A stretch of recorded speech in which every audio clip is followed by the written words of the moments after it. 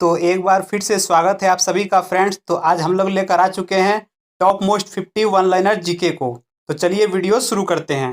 तो देखिए, सबसे पहला प्रश्न है हमारा, बाबा साहेब भीमराव अंबेडकर अंतर्राष्ट्रीय हवाई अड्डा कहाँ स्थित है? तो आपका सही जवाब हो जाएगा नागपुर, महाराष्ट्र में यह स्थित है। नेक्स्ट देखिए, अंतर्राष्ट्रीय सौर गठबंधन यानी इंटरनेशनल सोलर अलायंस का गठन किस सम्मेलन में किया गया? तो यह किया गया COP21 2015 में, जिसका आयोजन पेरिस, फ्रांस में हुआ था।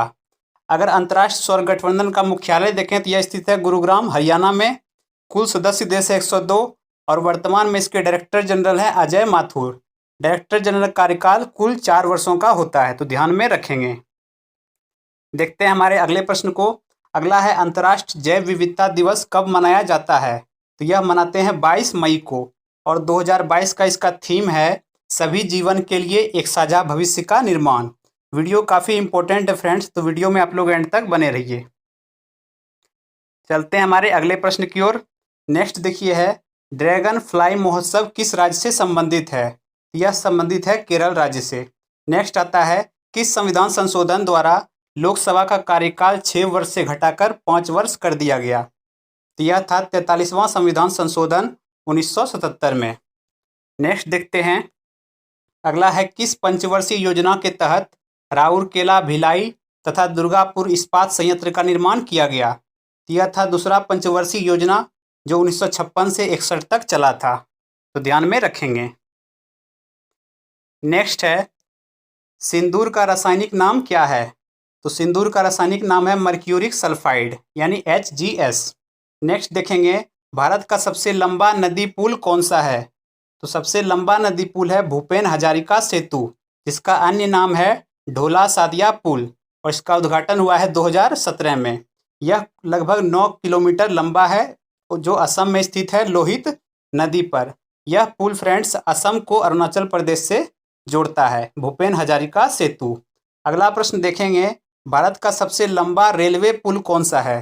तो सबसे लंबा रेलवे पुल है बोगीबील पुल, जो कि असम में है, लगभग 4.9 किलोमीटर जितना लंबा है। देखते हैं हमारे अगले प्रश्न को। अगला है, किस वर्ग के पौधे में बीज बनते हैं लेकिन बीज नग्न रूप में पौधे पर ही लगे रहते हैं? तो आपका सही जवाब हो जाएगा जिम्नोस्पर्म। नेक्स्ट देखिए, सूर्य की किरणों की तीव्रता मापने वाले उपकरण को क्या कहा जाता है? तो इसको कहते हैं एक्टियोमीटर। देखते हैं हमारे अगले प्रश्न को। अगला देखिए, वर्तमान में संघ सूची, राज्य सूची और समवर्ती सूची में कितने विषय हैं? तो संघ सूची में टोटल 98 विषय हैं, राज्य सूची में 61, समवर्ती सूची में 52।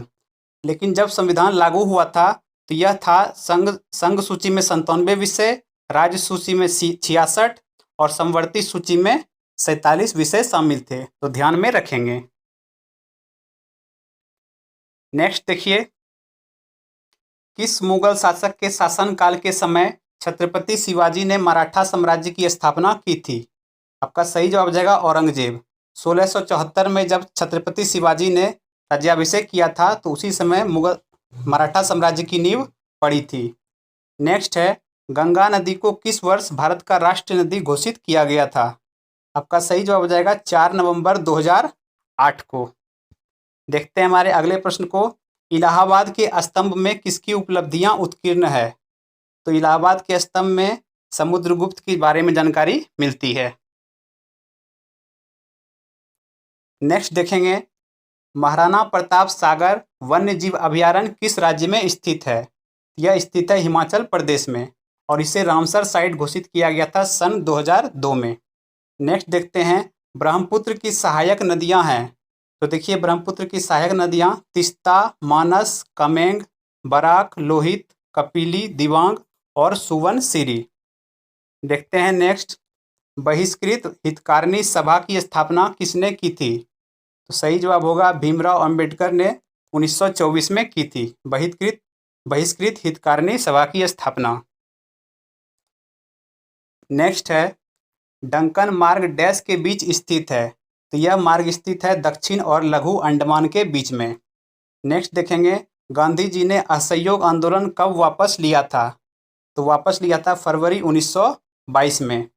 अगला है, कौन सी नदी भूमध्य रेखा को 2 बार काटती है? तो यह नदी है कांगो या जायरे नदी, जो कि अफ्रीका की प्रमुख नदी है। नेक्स्ट है, कौन सा हड़प्पा कालीन स्थल पत्थर उद्योग का विशाल केंद्र था? तो सही जवाब होगा सुक्कुर, जो कि वर्तमान में पाकिस्तान में स्थित है। अगला देखेंगे, 33वां ग्रीष्मकालीन ओलंपिक खेल 2024 का आयोजन कहाँ किया जाएगा? आपका सही जवाब है पेरिस, फ्रांस में। नेक्स्ट है, मैकाल पर्वतमाला किन 2 राज्यों से संबंधित है? तो यह संबंधित है छत्तीसगढ़ और मध्य प्रदेश से।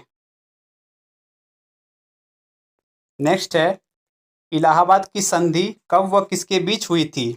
आपका सही जवाब हो जाएगा 12 अगस्त 1765 को मुगल शाह आलम और रॉबर्ट क्लाइव के बीच में। नेक्स्ट देखेंगे, भारत में प्रिंटिंग प्रेस की शुरुआत किसने की थी? आपका सही जवाब होगा पुर्तगाली। नेक्स्ट है हमारा, वर्तमान में नीति आयोग के सीईओ कौन है? सही जवाब है परमेश्वरन अय्यर। नीति आयोग के इंपॉर्टेंट पॉइंट देखें तो स्थापना हुआ है 1 जनवरी 2015 को। वर्तमान में अध्यक्ष हैं पीएम नरेंद्र मोदी और इसके उपाध्यक्ष हाल ही में बने हैं सुमन बेरी। ध्यान में रखेंगे। देखते हैं हमारे अगले प्रश्न को, किस खनिज को मूर्खों का सोना कहा जाता है? आपका सही जवाब होगा पाइराइट। नेक्स्ट है, लोकसभा की पहली महिला महासचिव कौन बनी थी? यह बनी थी स्नेहलता श्रीवास्तव। इनका कार्यकाल 2017-18 का रहा था। देखते हैं अगले प्रश्न को। नेक्स्ट है, गुजरात के बाद किस राज्य के तटरेखा की लंबाई सर्वाधिक है? सबसे ज़्यादा तटरेखा की लंबाई है गुजरात की, और सेकेंड पे आता है आंध्र प्रदेश। गुजरात की तटरेखा की लंबाई है 1214 किलोमीटर और आंध्र प्रदेश की है 970 किलोमीटर। और कुल तटरेखा की लंबाई देखो तो वो है 7516 किलोमीटर। तो ध्यान में रखेंगे। नेक्स्ट है, हिंदी को राष्ट्रभाषा का दर्जा कब दिया गया? सही जवाब होगा 14 सितंबर 1949 को। नेक्स्ट, नसीम अल बहर एवं अल नगाह सैन्य अभ्यास किनके मध्य होता है?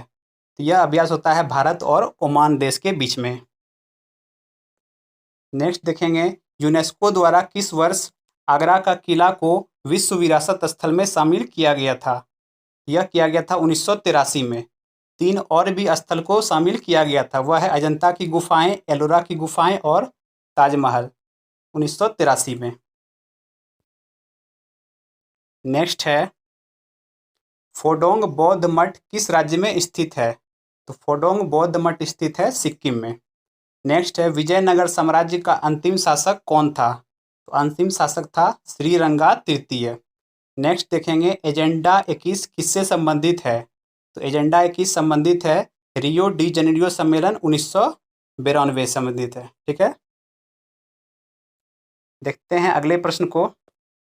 अगला, कृष्णा नदी पर बना अलमट्टी बांध किन 2 राज्यों के बीच विवाद का विषय था? यह विवाद का विषय था कर्नाटक और आंध्र प्रदेश के बीच में। नेक्स्ट देखेंगे, बैंकिंग, बीमा, लेखाशास्त्र तथा कानूनी सेवाएं किस क्षेत्र के अंतर्गत आते हैं? यह आते हैं तृतीय क्षेत्र के अंतर्गत। नेक्स्ट देखेंगे, 3 नियम, बॉयल्स लॉ, चार्ल्स लॉ और गैर लुसेक का नियम का प्रयोग किसके अध्ययन के लिए किया जाता है? इसका प्रयोग किया जाता है गैसों के अध्ययन के लिए। बॉयल्स लॉ, चार्ल्स लॉ और गैर लुसेक का नियम। अगला देखते हैं, कलिंग पुरस्कार की शुरुआत किस वर्ष की गई? तो इसकी शुरुआत हुई थी सन 1952 में और यह विज्ञान के क्षेत्र में दिया जाने वाला पुरस्कार है। नेक्स्ट देखेंगे, 7 सिस्टर स्टेट तक जाने का एकमात्र कॉरिडोर कौन सा है? तो एकमात्र कॉरिडोर है सिलीगुड़ी कॉरिडोर। 7 सिस्टर में कुल 7 स्टेट आते हैं। देखेंगे हम लोग मेघालय, मिजोरम, असम, त्रिपुरा, अरुणाचल प्रदेश, नागालैंड और सिक्किम। ये टोटल 7 स्टेट 7 सिस्टर स्टेट कहलाते हैं। नेक्स्ट देखेंगे, पागलपंती विद्रोह किस राज्य से संबंधित है? यह संबंधित है असम राज्य से और यह मुख्यतः गारो जनजाति से संबंधित रखता है पागलपंती विद्रोह। नेक्स्ट है, भारतीय संविधान की प्रस्तावना किस देश से ली गई थी? तो प्रस्तावना ली गई थी अमेरिका से, और यदि भाषा की बात करें तो यह ली गई थी रूस से। नेक्स्ट है, 2023 के G20 सम्मेलन का आयोजन किस देश में किया जाएगा? तो यह होगा भारत में। नेक्स्ट है, WHO द्वारा कोविड-19 को कब महामारी घोषित किया गया था? यह घोषित किया गया था 11 मार्च 2022 को।